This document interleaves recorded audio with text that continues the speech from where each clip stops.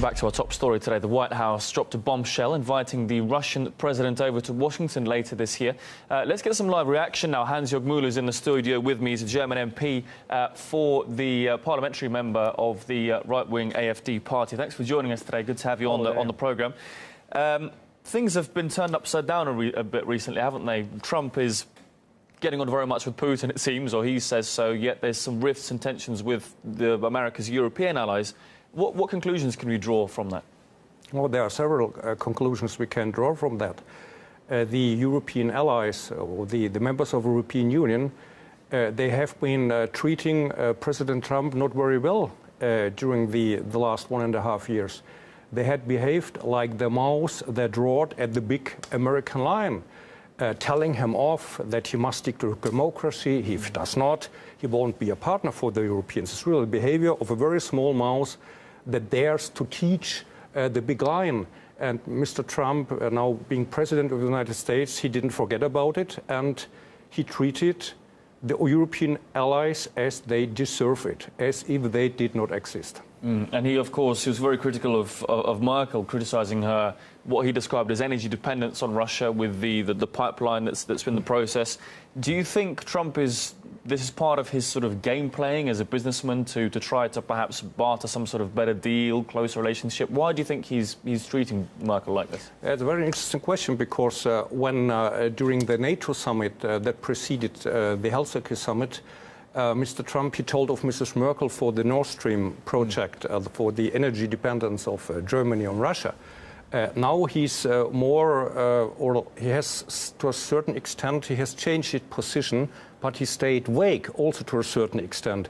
He isn't as critical as he was before, and it's now not very well known whether he will block it again in the future, or maybe he's looking for some American participation in the Nord Stream project. Yeah? So everything is possible, and I think the only person who really can answer this question is Mr. Trump himself. Yeah, who knows what's going on in his head. But I mean, Merkel does seem pretty much in favour of more meetings, more dialogue between Trump and Mr. Putin. Let's take a quick listen to what she had to say a little earlier. And has been to the US since 2005 should be regarded as abnormal. Is that something you'd sign up for? There are two things. First thing, it's always better to have discussions than to have conflict. That's the one thing.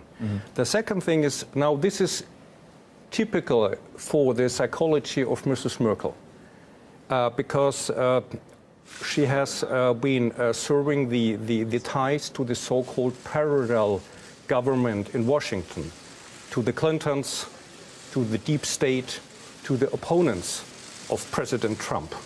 And, of course, being some kind of puppet of the American deep state on the European throne, Mrs. Merkel, she played a certain role, had been playing a certain role in getting rid of Mr. Trump, together with her allies of the dark force, how I call them, together with Mr. Soros and so on. And now they understand that this did not sort out, and now they are trying to find some way of getting along with Mr. Trump, being president in the future. And this is typical for Mrs. Merkel. She has no convictions. She always bends down to the more powerful side. Now the wind has turned, is blowing now from the other side, and now, as usual, with many empty words, she tries to get out of the situation. Yeah, of the dead end where she had put herself before. There does seem to be a lot of game playing, political game playing behind the scenes, doesn't there? Let's talk a bit about the media reaction there, because Trump has faced, as we heard in that report, a barrage of criticism, hasn't he, from media, from other officials as well. Why do you think he made this invite so hot on the heels of that summit in Helsinki? I mean, was it a wise idea to do so? I mean, surely this will damage his ratings in the long term. It's very interesting to analyze what President Trump has told at the summit, and then, to a certain extent, after facing a huge criticism, he stepped back to a certain extent, as if he had made some mistakes during his statements and so on. And now, what he's doing now in this momentum, he must gain the active role again, because now he had been active at the summit, then he had been pressed into the passive role, by the opponents of the deep state, of the councillors around him who do not want to have him as a president, frankly speaking. And now he has to gain momentum again, to gain the leading role, to being not passive but active. And in this sense, really, it makes sense now to invite President Trump to the White House as quick as possible. So many factors at play, so much intrigue, isn't there, in these geopolitical global affairs. Hansjörg Müller, German MP, parliamentary leader of the AfD party. Thanks for joining us on RT today. Thank you. Thank you.